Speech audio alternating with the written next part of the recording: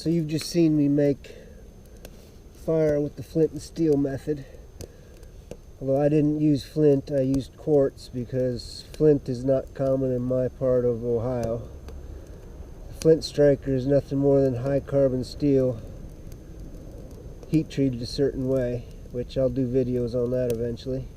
This is a homemade version right here. I made this out of a file with a little bit of blacksmithing. And my quartz was just a regular rock I found in a stream. And what you do is, if you can't find one that's sharp, you lay it down on top of a big heavy rock, and then you find another rock and you smash it over the top of that.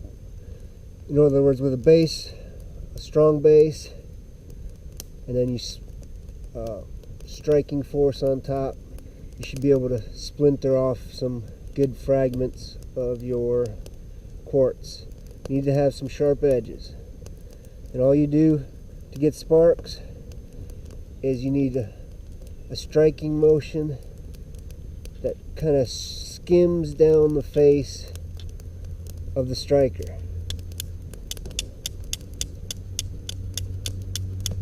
It's just a skimming motion. You don't want to impact it hard, because all you're going to do is you're going to break up the edge of your rock. It's just a skimming motion across the face of your striker. And then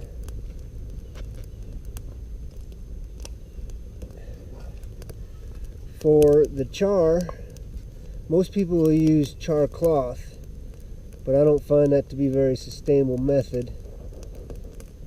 If you're living in the woods for any length of time, you're going to run out of cloth. What I use is wood. This is just rotted wood that's been charred, and I'll show you how to make char. All you do is you find rotting wood. I like to keep a rotting log near my fire pit or near my camp. And that way I don't ever forget to make more char when I cook or do whatever I'm doing with my fire.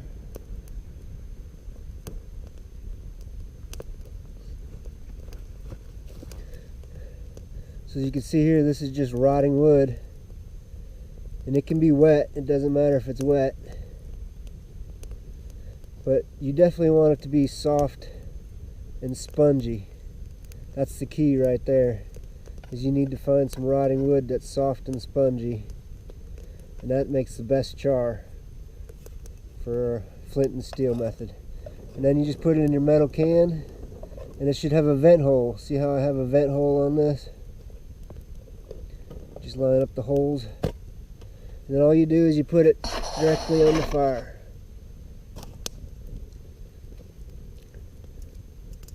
And that'll make you some charred punkwood that you could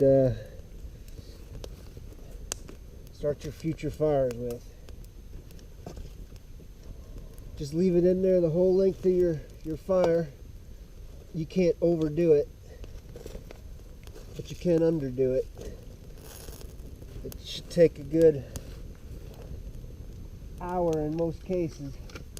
Under most circumstances, you want to do it for at least an hour. And just build your fire up over your can.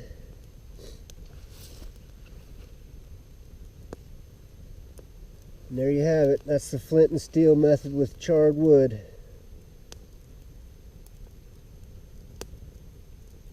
Thanks for joining me.